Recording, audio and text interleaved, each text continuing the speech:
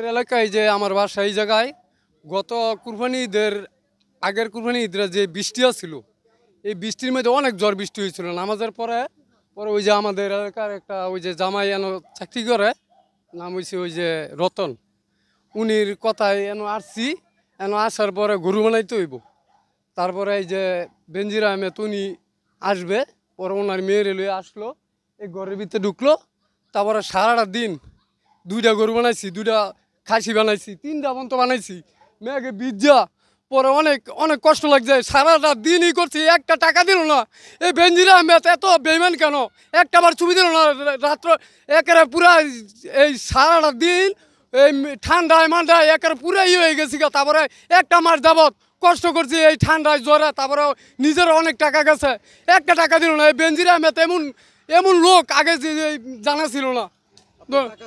না টাকা চাইছি উনি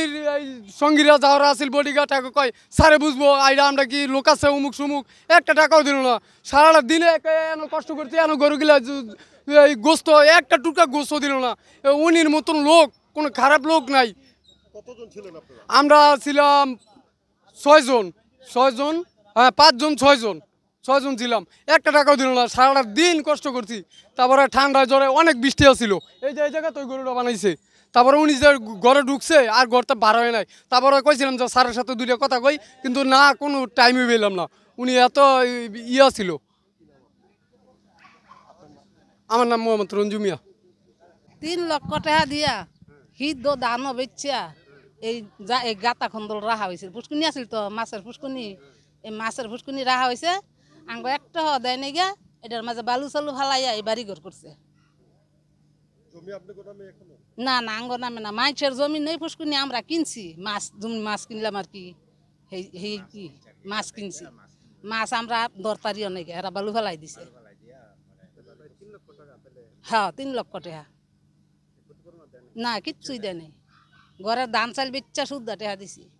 মনিরুল যেমনটি জানাচ্ছিলাম আসলে গত 6 জুলাই এই ডুপ্লেক্স বাড়িটি দখলে নিয়েছিল নারায়ণগঞ্জ জেলা প্রশাসন এবং দুদক এবং 6 জুলাই কিন্তু যে অত্যাধুনিক প্রযুক্তিতে যে সিকিউরিটি সিস্টেম তালা ছিল সেটি কিন্তু তারা খুলতে ব্যর্থ হওয়ার কারণে সেদিন শূন্য হাতে তারা ফেরত যান এবং তারা কিন্তু আজকে যারা এই ব্যাপারে দক্ষ সে ধরনের টেকনিশিয়ান নিয়ে এসে কিন্তু এই বাড়িটিতে আসলে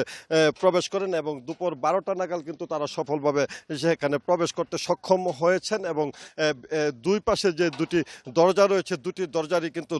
লক তারা ভাঙতে পেরেছেন এবং বাড়ির এখন প্রতিটি কক্ষে কিন্তু তারা তল্লাশি চালাচ্ছেন এবং জব্দ তালিকা প্রস্তুত করছেন যে কারণে আজ থেকে আসলে এটি গত 6 জুলাই থেকে স্থানীয় জনপ্রতিনিধিদের জিম্মায় ছিল আজ থেকে কিন্তু এটি রাষ্ট্রের জিম্মায়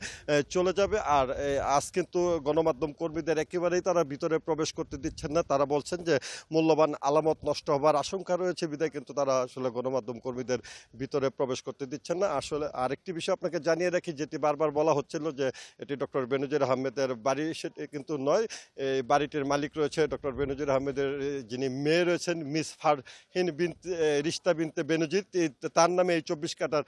বাড়িটি আসলে তার নামে এবং এটির নাম হচ্ছে সাবানা ইকো রিসোর্ট যেটি গোপালগঞ্জে আরেকটি রিসোর্ট রয়েছে এই নামে সেই নামেই কিন্তু এখানে ট্রেড লাইসেন্স করা হয়েছে এবং স্থানীয় ভূমি অফিস থেকে কিন্তু এখানে নাম জারি করা হয়েছে তার নামেই এবং এই বাড়িটি রিসোর্ট হলেও কিন্তু এই বাড়িতে আসলে কোনো সাধারণ দর্শনার্থীরা কোনোদিনই প্রবেশ করতে পারেননি কোনো পর্যটক এখানে